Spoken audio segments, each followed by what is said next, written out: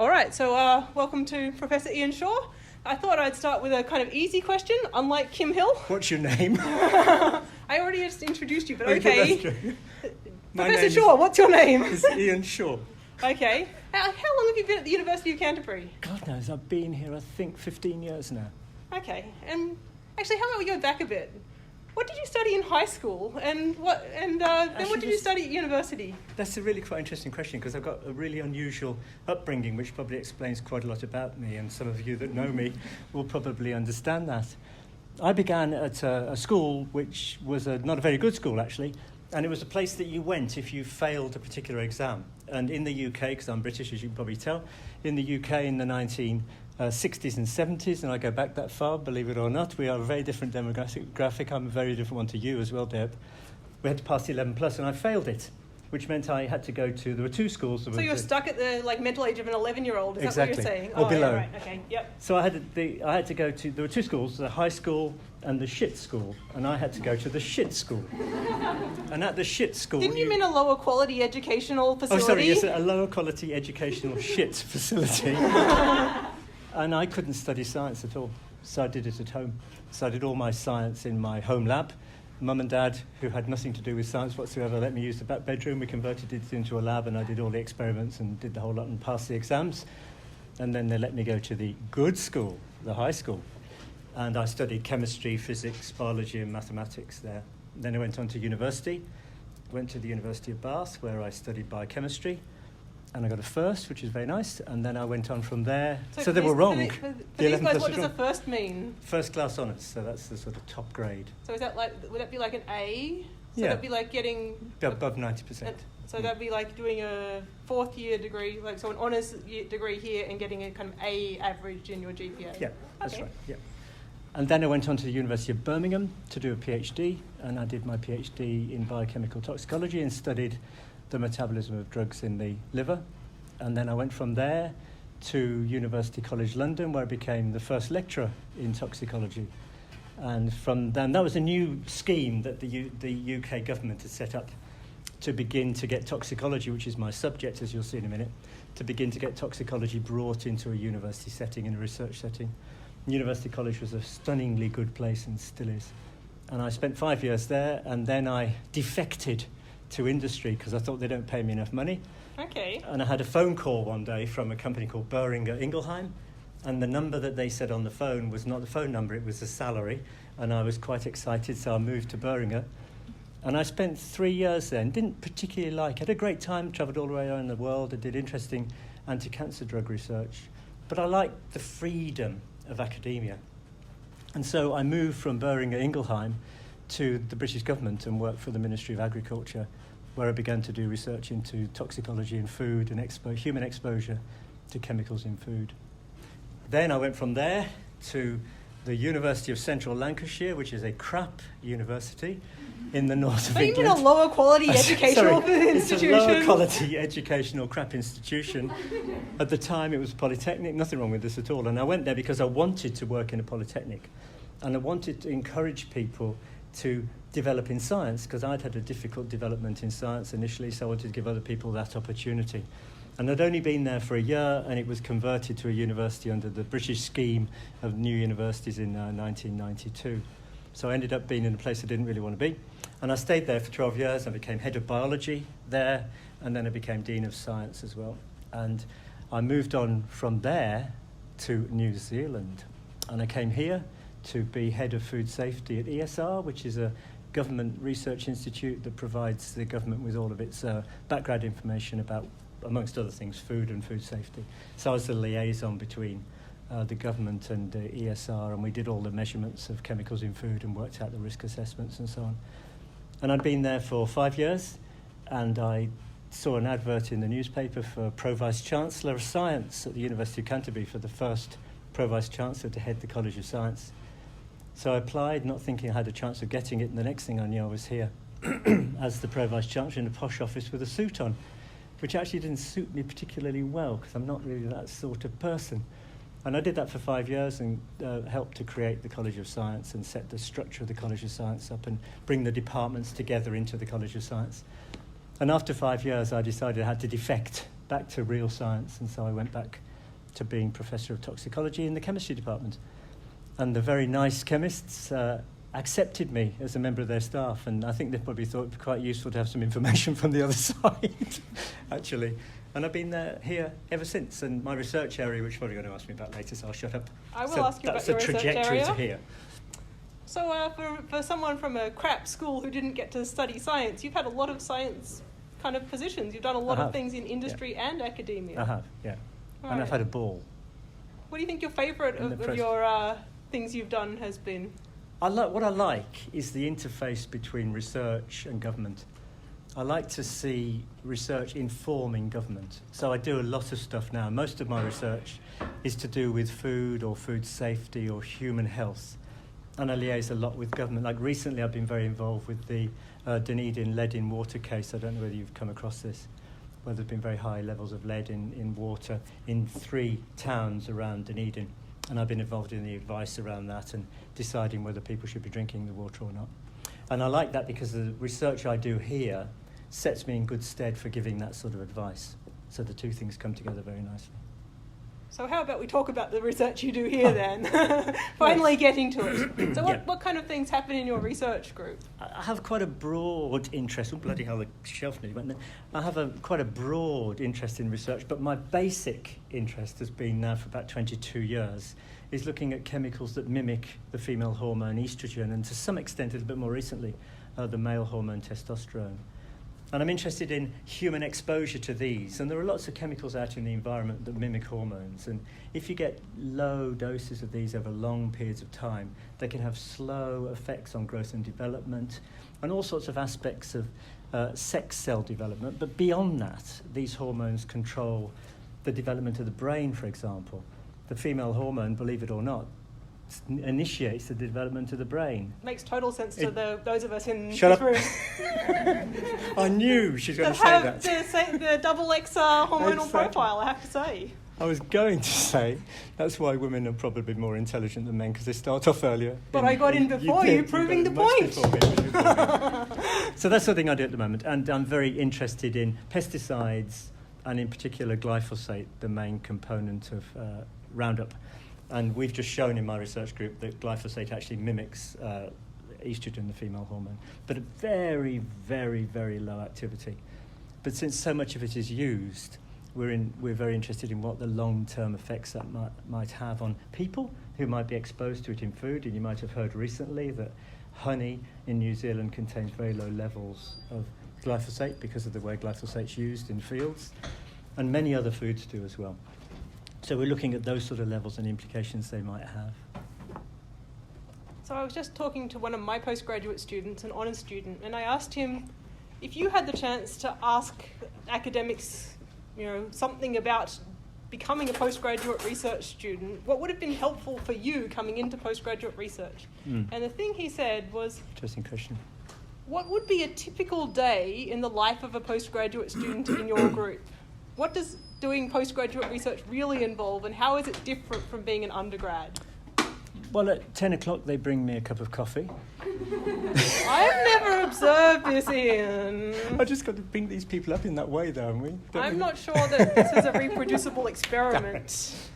I think the sort of daily life of a research student. I mean, in my research group, there are two sort of aspects of the research, and if I tell you those two aspects very briefly, then you'll see the sort of thing they do. One aspect is growing cells that express estrogen receptors, and looking at the effects of estrogenic compounds on those cells. Do the cells divide? And we're interested in particular cancer cells, breast cancer cells particularly, and whether long-term exposure to estrogenic compounds might cause breast cancer cells to divide. On the other side, we screen and look for chemicals that might be estrogenic, and we do that by using molecular modelling techniques, for something that Deb does a lot of, and we're much less highfalutin than Deb, but we use a program called Schrödinger, and we use molecular dynamics to model the estrogen receptor and see if chemicals might fit into that, and if they might, can they cause the changes, conformational changes in the receptor which would initiate the estrogenic response. And if we get a positive, then we put them into our cells and see if that really occurs in cells. So my students would be doing 3 things basically in an average day. They would be keeping their cells going, not their own cells, but the cells in culture, because they have to keep these going for years and years and years, so they've got to be passaging them, culturing them, changing the media and so on. They must be keeping their own cells going too. Oh, they are. I'd hope so. And that's why they spend quite a lot of time in bars and pubs. With the coffee and stuff, I Exactly, with the understand, coffee and yes. everything, yeah. And those cells then they'll use for their testing and to look at the mechanisms of activity of the chemicals. And secondly, they'll be using molecular dynamics and molecular modelling techniques to look at whether compounds that we're interested in might fit into the receptor. And then underpinning all of this is literature work. So they'll be constantly surveying the literature, doing literature searches using specific keywords that we look at all the time to make sure that we're on top of what other people are showing. Because what we don't want to do is publish a paper or send a paper to a journal and it comes back saying, well, this has just been done. So constantly we're keeping an eye on that. And that would probably take 25% of most of their days, I would think, just keeping an eye on the literature. It's probably about right, isn't it? I would think, something like that. So it's threefold, really. And then at other times, when we get to the end of a series of experiments and they're coming into a conclusion, then we'll sit down and write papers, and we do that together. So what we'd normally do is we'd all sit down, we'd discuss the results, and then we'd give each other tasks. You know, you'll write the materials and methods, you'll have a go at the results, and I'd perhaps put together the discussion to start it off. And then we'd sit and read that paper together and knock it into shape and argue with each other until it comes out to be a good paper. We just finished one today, in fact. And we just I think you mean have submitted. Constructive discussions about areas of disagreement. Well, the constructive... Not argue with each other, right? The constructive discussion is them telling me I'm wrong, right. usually, which is about constructive right. discussion on About areas right, of disagreement, exactly absolutely. so. And what do students who have trained with you go on to do? Yeah, I've kept in touch with nearly all of my PhD and MSc students from the beginning of my PhD and MSc student times, and I've got around about 120 of them now. And they send me emails saying, look, I've got a new job doing this. An awful lot of them go exactly where I want them to, and they're into government laboratories or government departments where they're actually involved in making decisions around government issues. So you're training bureaucrats? No, not really. They're not bureaucrats because they're you're training government they're scientists. The scientists. Oh. No, the bureaucrats Sorry. they're a completely different kettle of fish, and they're the shits, basically. They're the substandard educational facilities. Exactly. And the bureaucrats are the people that push the pen and make sure the papers go to ministers, and we deal with them a lot. But the scientists in government actually look at the literature, look at the information, talk to research scientists, bring it together and say, well, you know, it looks like we should review glyphosate, for example, which is what we're trying to get them to do now, because there's a lot more information about it than when it was first licensed. That's the sort of thing that my people probably do. Some of them have gone into hospital labs. But we have to be honest, nowadays, it's much more difficult to get the plumb scientific job that you want. And a lot of them have had to go in through other routes, probably becoming technicians initially. And once they've got a foot in the door, they seem to be well enough educated, not shits, to go up the tree much more quickly. In a way, that's quite sad. It's a bit depressing for some people because they end up doing what they didn't really expect to do after having done postgraduate. But it's a means to an end, and you have to be prepared for that, I think, nowadays. Times might change, but I don't think so. Have you trained any replacements for yourself? Have any of your people gone into academia? Yes, quite a few have, actually. I think about 6 or 7 have gone into academia, and 1 or 2 of them have become quite senior now, which is quite nice. But I think we have to be very careful. Do they do that thing of having kids and then you see them when they've got a baby and then you see them a little while later and then they've got an adult? That's right. And you're like, how on earth did that happen? I'm just checking that they're coming to do a PhD I have in my colleagues group. who do that and it's really disturbing. Well, it's really worrying because someone have got grandchildren now. Do they? They do. Wow. Which is very worrying so indeed. Do you get a nickname like Great Uncle Ian or something like that? They call me Dad usually, which is very depressing, but there you go. I feel like Great Uncle would be a nice title. Like it's got the grandeur to it. And you're I Great like Uncle the Great Ian. Uncle idea, yes. Great Uncle it will be. Well, plenty of this thing's going to collapse. Well, maybe stop applying pressure to it then. It's only if you apply it in one place, actually. Right. And any advice for these guys? Yes. Okay. If you'd like any specific advice that you'd like to share with us if for you'd these like guys? to join my research group, learn how to make good coffee first. No, that's not good advice at all. I think I was talking to somebody else about this actually earlier today, and I think one of the things that you need to do, and this is hard, and it's obvious, is to make certain that you're choosing something that you really are excited and interested about. Because if you go on to do research, you can't just do it. if you're an undergraduate, it's possible to do a course that you don't particularly like because you know you've got to get that course as a means to the end of your degree. Not that any of the people in this room have ever had this experience. Ever. But people do. You know, you might have to do stats or maths. You might not like it, but you do it. Or you might have to do toxicology. You might do, don't like it. But if it comes to postgraduate, it's much more intense, and you've really got to understand it, like it. And also, choosing your supervisor is really important. You've got to have a supervisor who you can get on with, and we're all different. And something I try and do with my lot, and I've got a great research group, they're just great fun, and I mean, I take the piss out of them all the time, but they're stunningly good. And one of the things that I try and do is, this might sound awful, is choose people that I like, because the whole group then likes them.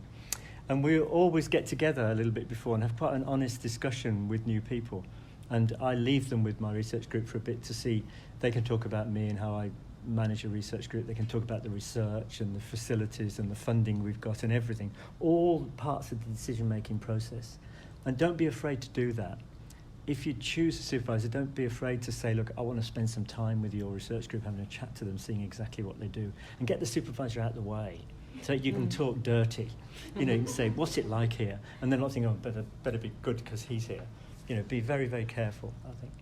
Yeah, that's really good advice. I think that's the advice I often give too. Choose a good supervisor and then worry about a project. It's really important. It's really important. Yeah. And sometimes it is just about the match too, I find. Now I'm editorialising, but I can do that because I'm running this thing, exactly. Right? And you're doing it rather fabulous. Well, you're doing it brilliantly well. So one of the people who I liked the most working for me, you remember Alex McNeil, don't you? I do, yeah. Very tall girl, very hard to miss. Yeah.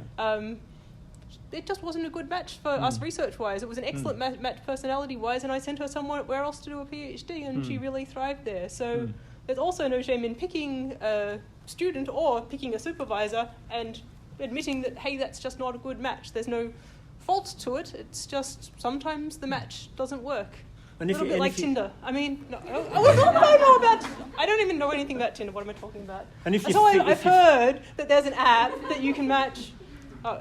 Never mind. You swipe left I'm going to let right. him do some more of the talking. But if you find, after a short while that it's not going well, don't be afraid to talk to your supervisor as well, because it may be your supervisor hasn't realised that. And if you are afraid to talk to your supervisor, go talk to someone else. And in fact, because there are lots of us who are approachable who can help mediate a better match. And we've developed a system now in this department whereby everybody has to have two supervisors. It's actually quite difficult to find two sometimes, but it's really good because that means you've got someone else you can go to if it all goes wrong with the one supervisor. Don't run away with the idea this is common. It's not. No, it's not. It's very rare, but if it does happen, you've got to be prepared to do something about it quite quickly. And it's a no blame, no shame kind of thing. Sometimes matches just don't work. It's happened to me once. I mean, I've been around in academia now for 40-odd years, and it's happened once with a student from Spain, and it just went totally wrong. We actually got on quite well. But the research just went totally wrong. He wasn't enjoying it. He was getting in a very bad mood. He was blaming everybody. I was blaming him. We were shouting a lot. And one day we both sat down and said, this isn't working. And he moved to Valencia University and he got his PhD and he's off. He's a vet now somewhere. And we still keep in contact, which is a bit strange, but we do.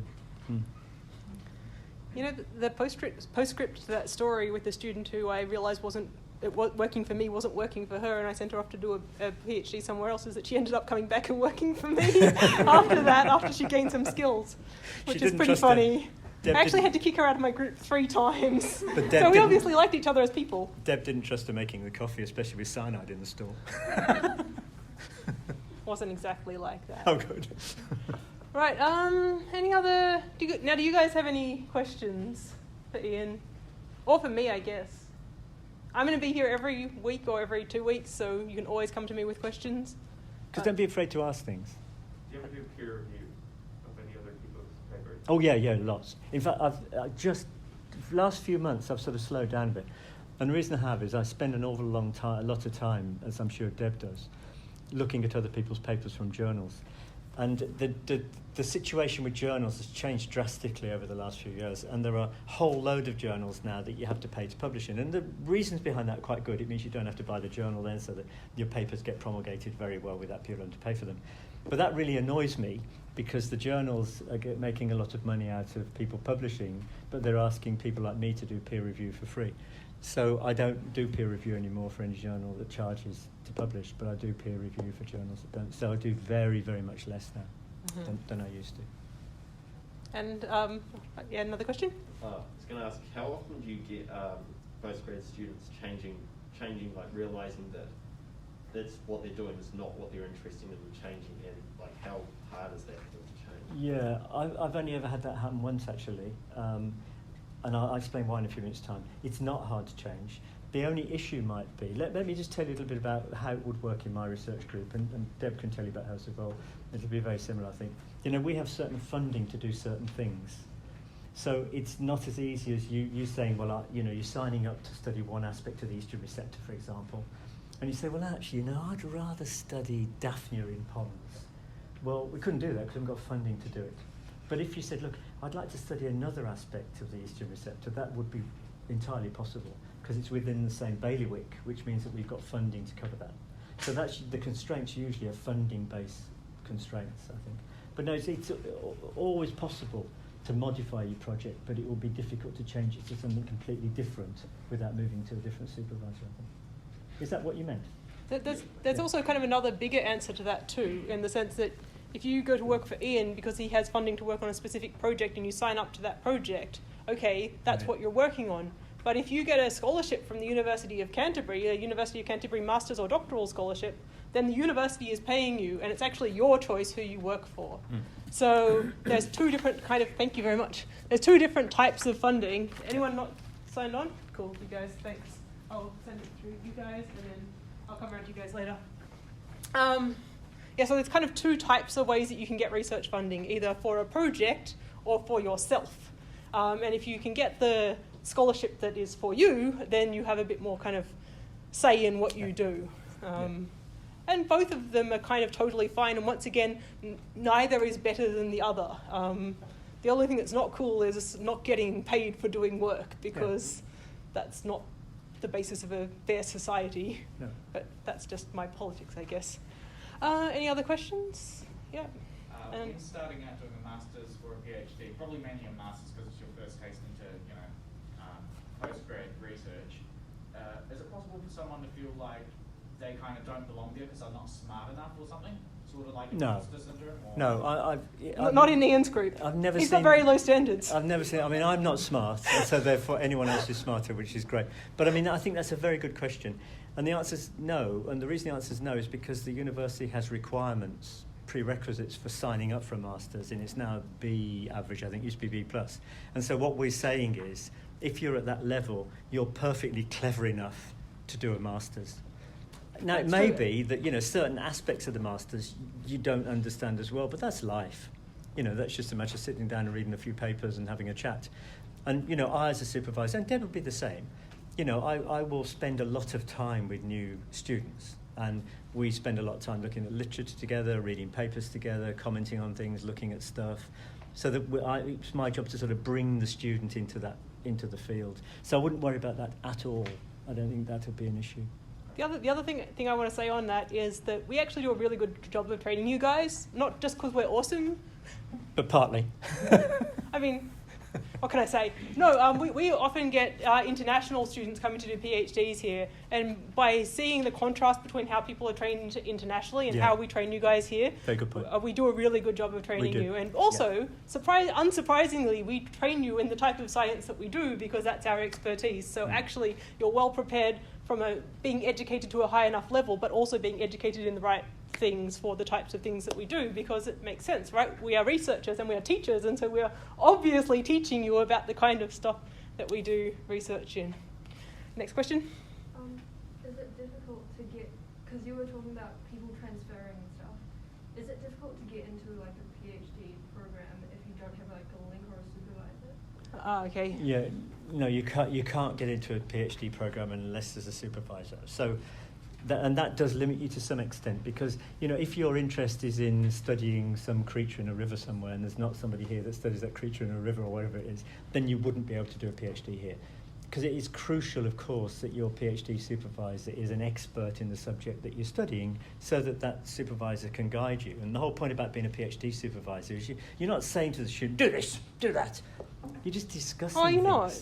Oh. What they do in their research group. I mean, you're discussing things and guiding and advising so that the research goes along. And to do that, you've got to be an expert in the subject.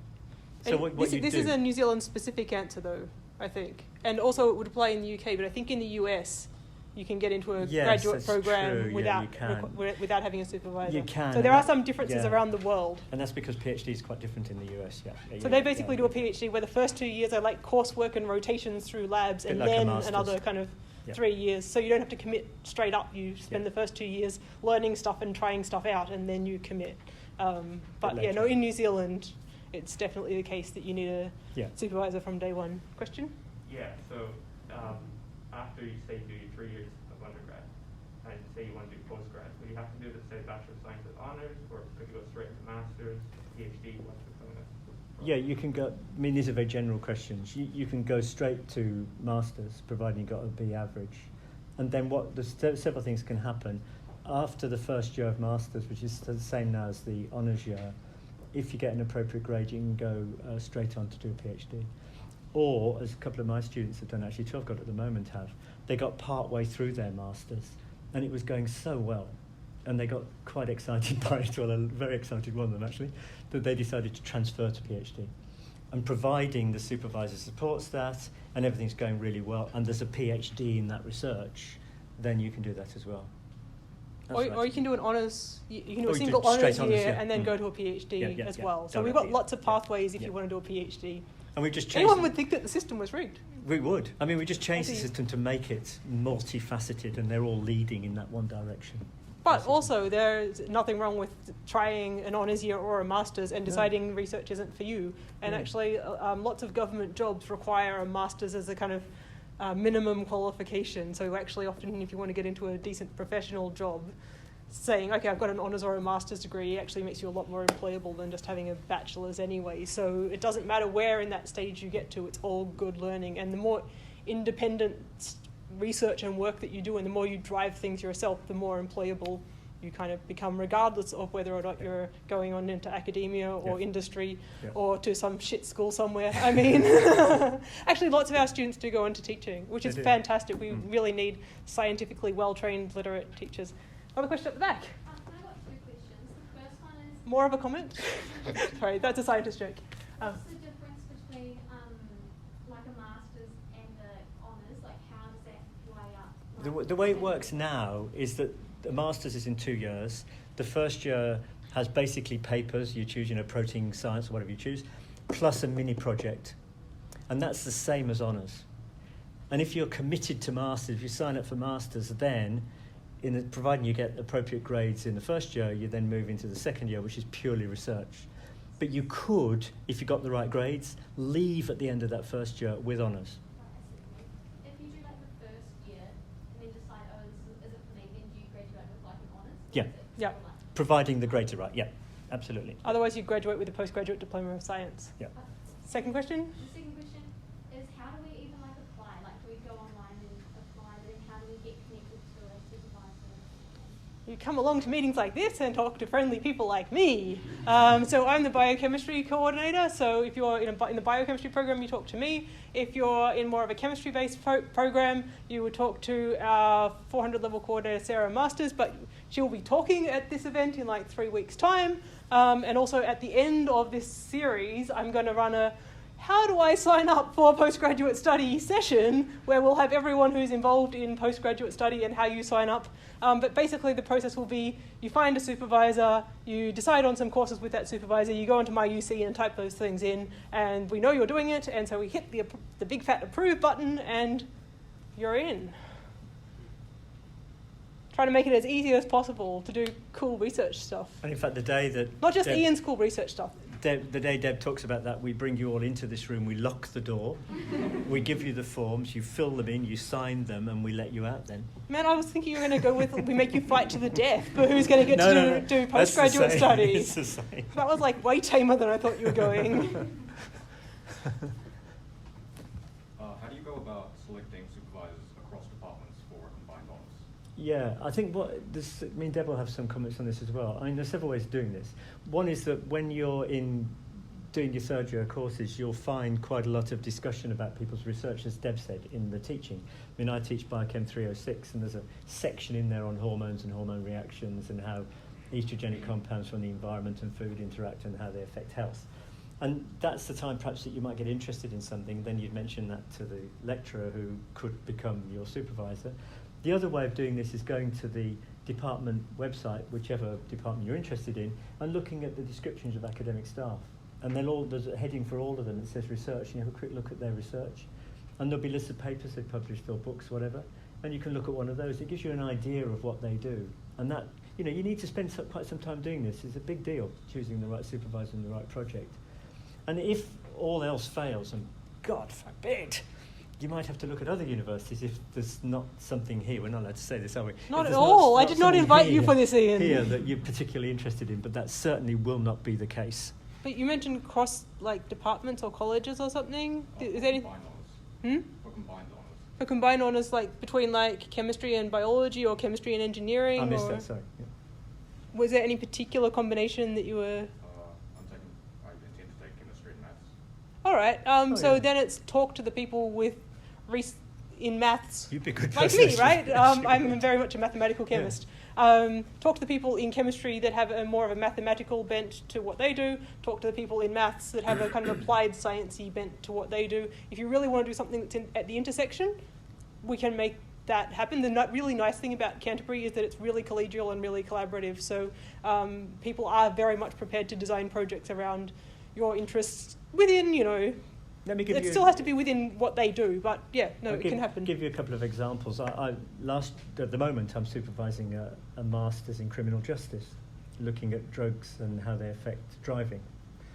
And last year, is that like practical work? She's out there now. She's out there smoking cannabis and going down the road fast. And last year, what could possibly go wrong? I supervised an LLM, which is a law degree, in the legislation around food safety and residues in food. And the year before that, I had a biochemistry master's that was also looking at the legislation in China around food safety. So that, you can bring quite disparate subjects together, and they've all done very well. And one of them now is in a big law firm in Australia. All right, any other questions? Maybe one last question if anyone has one, because we've got to let Ian go because he's got a lecture coming up in about a quarter of an hour. No, it's cancelled. You cancelled it? No, it's somebody else. You thought that these guys were more important and we need to spend 2 hours with them? Oh. Somebody else is giving it, actually, which is great. Oh, cool. Yeah. Nonetheless, any other questions before we head off? Yep. What sort of projects do you supervise? Oh, me? I'm going to talk to you guys about this a little later in the year. So maybe we might, and now if anyone wants to talk to either, actually this is the last thing I want to say. We're all really approachable. If you want to talk to us about stuff that we do, just send us an email and be like, hey, you were my lecturer in this course and I thought that what you were talking about seemed interesting, or hey, I came to the Research Accelerator program and I want to find out more about what you're doing, and we'll be like, fantastic, come and see us, here's my office, here's all the directions, because the one thing that everyone knows is don't ask an academic what their research is, because you won't emerge for 3 hours. days. In fact, I had one PhD student, my very first PhD student, he referred to my office as the black hole of doom. And he would emerge blinking, he'd be like, what just happened? But he was my very first PhD student, so maybe I was a little bit overzealous, maybe I've chilled a bit with time, but yeah. Black hole of doom. But no, please, we are very approachable. He's still being treated, isn't he? Am I supposed to be appealing to these guys? Anyway, never mind. He's now working for a bioinformatics company designing better cows. Oh, good lord. So there you go. They're all square. On wheels. He's not a physicist. Come on. But he's a mathematician sort of person, isn't he? Physicists are the ones for round and square cows. Right, cool. Thank you guys all for coming.